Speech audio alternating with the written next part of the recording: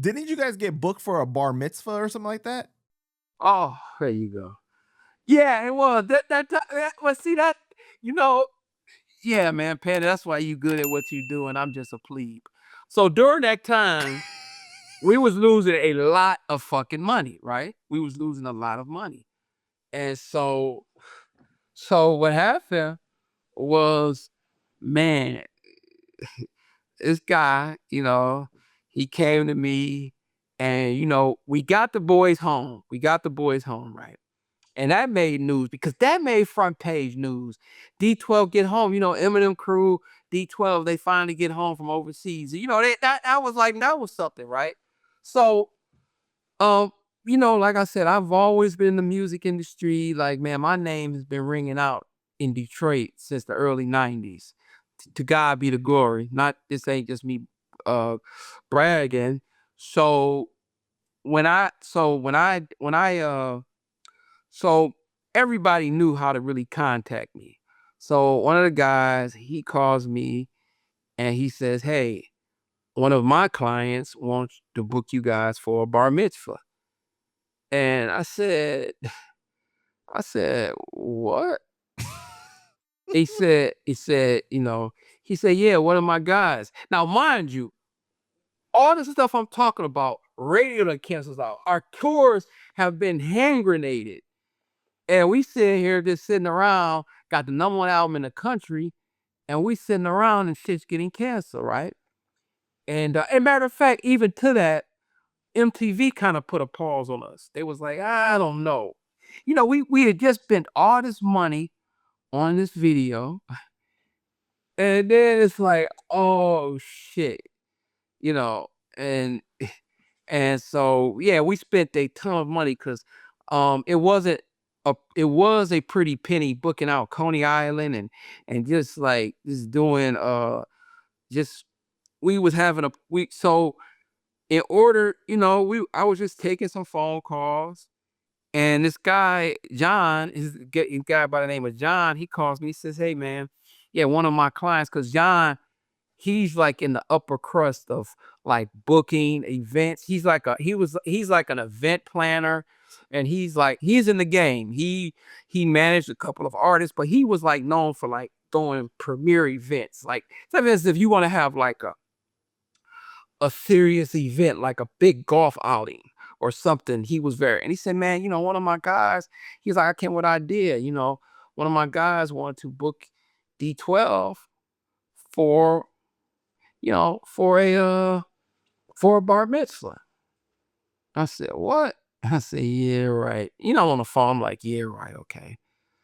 And he says, "No, we dead serious."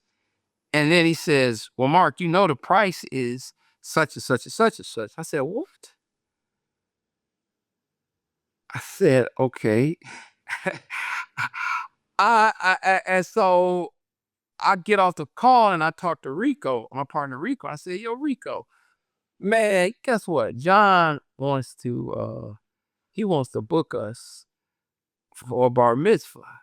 And Rico's like, "Man, that ain't happening. Hell no." He was like, "Dude, we already get beat up in the press. And we don't need that." I was like, then when I told him the number, Rico's like, "Oh no, we gotta have a we gotta have a we gotta have a talk about it." I said, This "Yeah, is you damn for right." this is for Huh? just D12 or D12 with Just Eminem. D12, just D12, just Got D12. you. That was part of it, yeah. That was just, the funny part during that time, we started getting respect because it came from we not just D12 boys to now, we in the big seat. We've got a #1 album, of course, thanks to M executive producer, him and Paul. But we're starting to gain our ground. We starting to do shows. We really are showing. Especially, it was kind of a gift and a curse with M going away, with M being doing 8 Mile. We had to gain our own. We had to grow our own bars, which we all wanted to. We wanted to. And then all those guys, man, the 5 guys, they're some of the best MCs. So we were. I was very comfortable with my life that, Conniva, Swift, Bizarre, Proof, Deny. I knew those guys. I had every belief. Those were some talented brothers, and I know they had the capacity. And this just ain't me being a friend and a manager, just me being my industry savvy. I knew I was on a lottery ticket with the talent we were managing. So we go and me and Rico talk and we like, okay, let's have a meeting. So we get the guys together and we say, hey, John Lane, that's his name. That's my guy. John Lane, we said John Lane, because everybody, all the principal, all the D12 members and Rico and myself, we knew John. We was like, John Lane wants to book us for a bar mitzvah. And it was like laughing. And then we told her the number and we said, oh, hell yeah, we doing that shit. Is the office still up? I was like, yeah, call him right. They're like, call that motherfucker right now. We doing it. And so, yeah, so we said, hey, we doing it, right? And to add more context, it was going to be a performance. And it was going to be a performance. And we were going to do it was going to be a surprise. The son didn't know. His name is Ethan Wiseman. And Ethan, that was it was the Wiseman family. The dad is the one who put it together, and Ethan was like it was for Ethan. He was the one. It was his bar mitzvah. So me and the dad is dealing with each other. Like I said, it's different compartments to this shit. And I was in charge of, meeting the dad, getting the money. And the dad did. The dad and John Lane, bless his soul. Now he's still living, but John Lane was like, hey man, this is strictly cash. And he said, and we want to give you guys a like 75% deposit. I can't give you the numbers, but it was in the low 6 digits. It was in the low 6 digits, right? And so we agreed to it. We get the deposit. And then the dad calls me. It was crazy because he gave us 75% as a deposit as a trade. Say, hey man, I'm gonna have the other 25% once y'all get, because it was gonna be at a golf club. I mean at a what they call that? It was gonna be at a golf outing. It was gonna be at I know what you're talking about. yeah. And so so he said, man, once y'all guys get here, we taking care of you. But then I got a phone call from a odd number. And I don't know why I answered it, because I really didn't answer unidentified phone calls because I was, just with my whole high profile with management. It's his dad, Mr. Wiseman. He says, man, we got a problem. I was like, what problem we got? He said, man, I told my wife about I booked D12 for our, for Ethan's bar mitzvah. And her mom and my wife was like, oh hell no, they ain't coming to this. She was like, ain't no fucking way. He was like, man, I'm dealing. He was like, man, have you ever dealt with a mad Jewish woman? And I want to say I have dealt with Jewish women before. I was like, yeah. I was like, yeah, I have. But breaking news, that deposit gone, homeboy. He was like, I know. But wait a minute. Let me work it out. I was like, but bro, I'm telling you, Mr. Wiseman, I'm being, look, deal's a deal. We coming to this event. I mean, we are like, we are like, pause now and say, we are like, this is a deal. I can't go back to my guys. He said, okay. He's like, man, let me call you back. He calls me back and he says, okay, here's the deal. We gonna give you the rest of the money. I was like, okay. He was like, we'll give you the rest of the money, but it's just a walkthrough. You guys gonna come in through the entrance. You guys gonna come in through a side door, and we're gonna play the music, and you just gonna shake hands with Ethan and take pictures. I was like, okay, cool. That's for us because when we really do this, we had our engineers set, we had, you know, we had it ready. It was like, a golf club. It was a what do they call that? It was one of them golf, like one of them private golf clubs. So we had everything. We had our whole team. We were really, we give it our all. We wasn't just gonna like take the money, and we were really like, we had everybody. We had our DJ Salam, and he lives up north if in Flint. We had him come down. We was really about to do this. So we just kept it as is, and we walked in and we did we took pictures and all of that. Now, what kind of made newsworthy and what made me, Conan O'Brien, me and him always have a symbiotic relationship because ironically, one of the people at the Bar Mitzvah was a country club. That's what it is, a country club. So one of the young ladies at the event was Gary Graff's daughter, and Gary Graff is like, he's a writing icon in Detroit. This guy's been around since the 70s, 1970s. He's like an icon in music writing. He's a really heavy journalist. So his daughter comes home, and she said, "Daddy, D12 was there." He was like, "What?" They weren't there. And she was like, "Yeah, he was there. I got a picture with him and all of this." Cause we took, man, one thing about D12 and one thing about, like, I give props to, like, our team, like the whole, the John Fishers, the Mikey Ecksteins, and the Rico shit. When we do stuff, we do it the right way. And some of the guys, I haven't talked to Rico in a minute, but we give it our all. So we really, when even D12, not even, but D12, we give it 1,000%. So we took pictures. We were there all night, just hanging out, whatever the Wiseman family wanted us to do. They was fair with us. They paid us in full and in cash too. So we had nothing but, you know, we left very appreciative, and they left very appreciative. So Gary Graff calls me because, mind you, like I said, I've been in the music. Me and Gary has done work. Even outside of when I had my marketing company, me and him had to work on some stuff together. Or, like when artists come to town. So Gary says, "Man, look, man, my daughter is telling me that you guys did this bar mitzvah, the Wiseman family." I was like, "Yeah, we did." He said, "You did?" And we started like laughing. I was like, "Yeah, man, we did it, man. We did it, dude." And it was like, he was like, "Well, can we say something? I mean, what's going on?" He was like, I said, "Man, fuck it." I said, "Yeah." I said, "Yeah, we did it.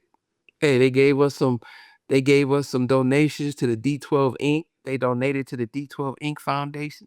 That's why I really can't give an exact number." And I say, "Yeah." I say, "We did it."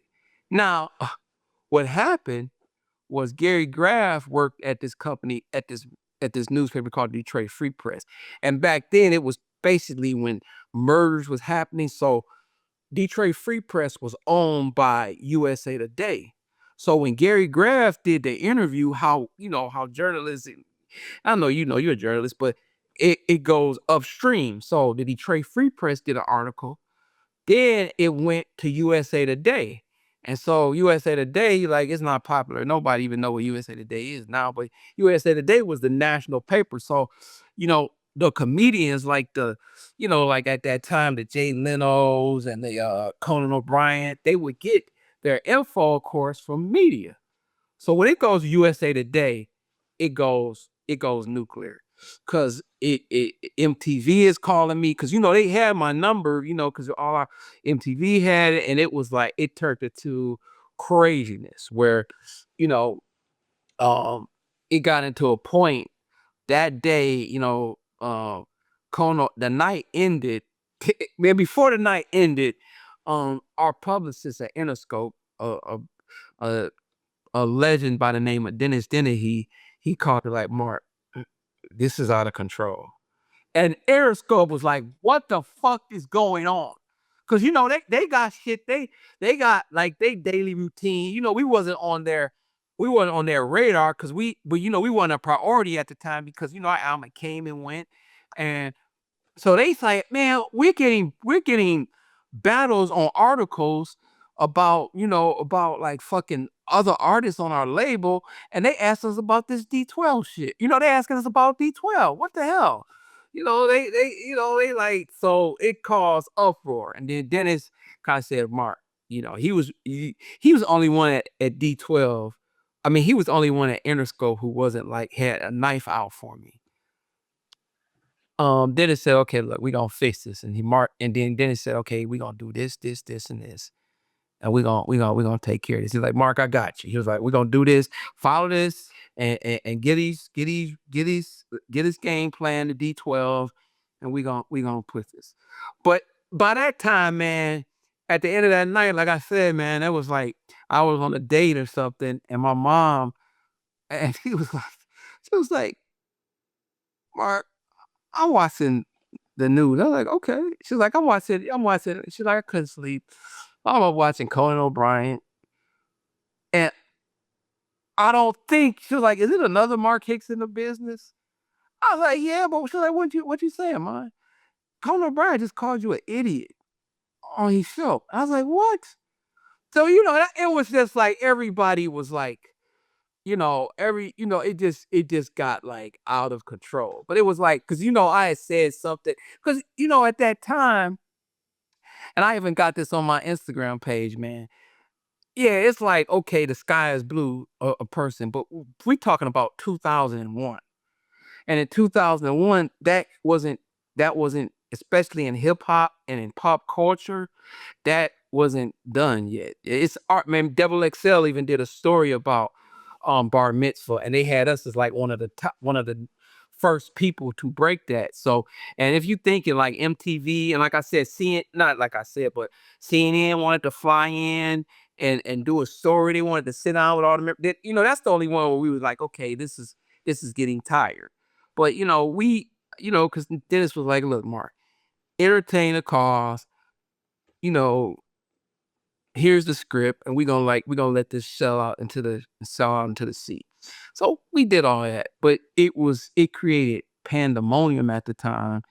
And matter of fact, I even think we got a few more shows after. We didn't get no more bar mitzvah shows because it was hard to break that. I guess in this culture, it will be hard to break that. I guess they didn't want, people didn't want to like recreate the wheel on that. So we didn't get no more bar mitzvahs at that time, but it kind of got us a hell of a lot of press.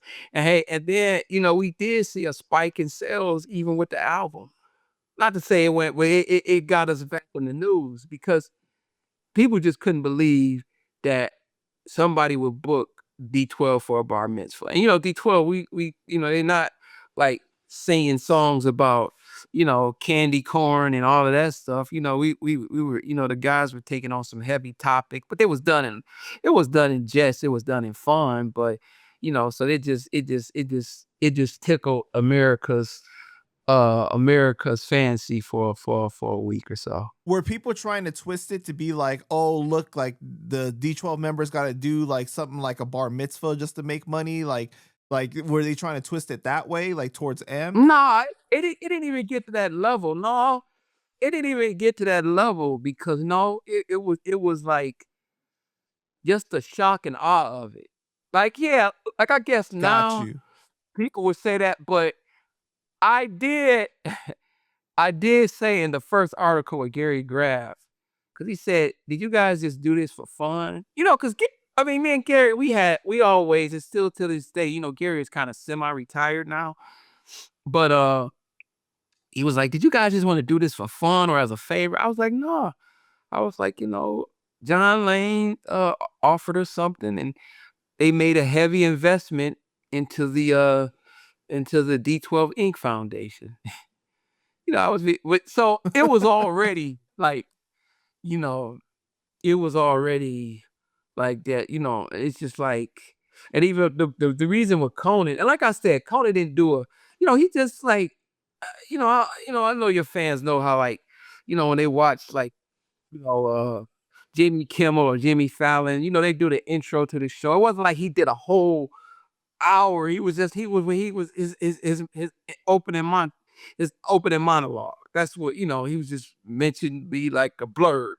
But it was like, it was, now you ask a question, how did they frame it? They was like, what family would get D12 to do a bar mitzvah? Because, you know, we had Purple Hills, our song was Shit on You, and both of those songs, mind you, went #1.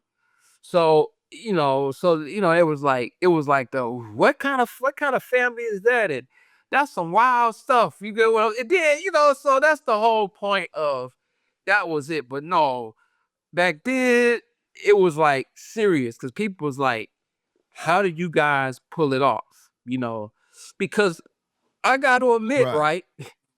Here's the crazy part. We was with a booking agent, and we talked to our booking agent, and they was like, eh, people will deny it now, but mind you, this is 25 years ago. They would say like, it was like our booking agent was like, hell no, what the fuck? We don't do shit like that. We do private events. They didn't even know how to classify it.